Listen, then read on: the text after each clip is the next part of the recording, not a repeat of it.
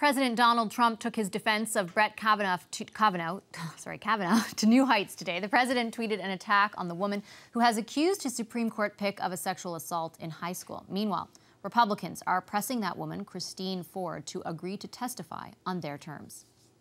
The CBC's Lindsay Duncombe is in Washington with the latest. Hey, Lindsay, nice to see you. What is the president saying?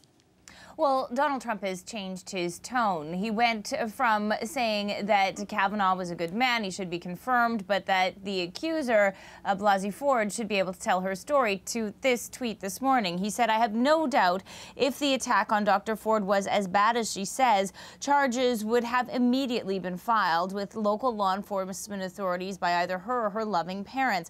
I ask that she bring those filings forward so that we can learn the date, time, and place." Now, that was immediately seen as being tone deaf to the realities that sexual assault victims face in the decision to report any assault. And certainly a key senator when it comes to voting on Kavanaugh's confirmation, Susan Collins, went so far as to say that that tweet was appalling. And it's even got a hashtag on Twitter right now saying, "Why I didn't report," to raise awareness of that. That tweet today was very different from the careful and relatively restrained message we've heard from the president as this story has unfolded. So will there be a hearing, I guess is the big question?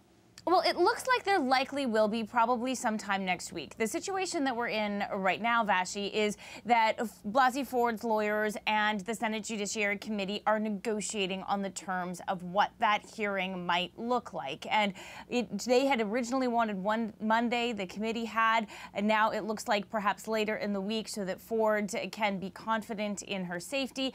One of the big questions here is who is going to ask the questions. Blasey Ford's lawyers say they want the senators themselves to ask the questions. However, that is a little bit problematic for Republicans because they have 11 men on this committee, and they may be looking to do something like having a lawyer, likely a female lawyer, ask questions of both Kavanaugh and Ford.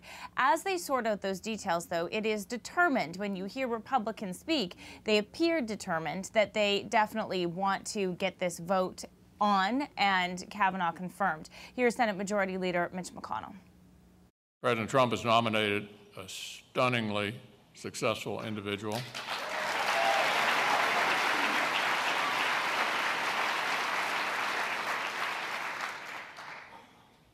You've watched the fight, you've watched the tactics, but here's what I want to tell you. In the very near future, Judge Kavanaugh will be on the United States Supreme Court. So clearly there's no sign there of backing away from the nominee, Vashi. All right, thanks, Lindsay. Lindsay Duncombe in Washington. You're welcome.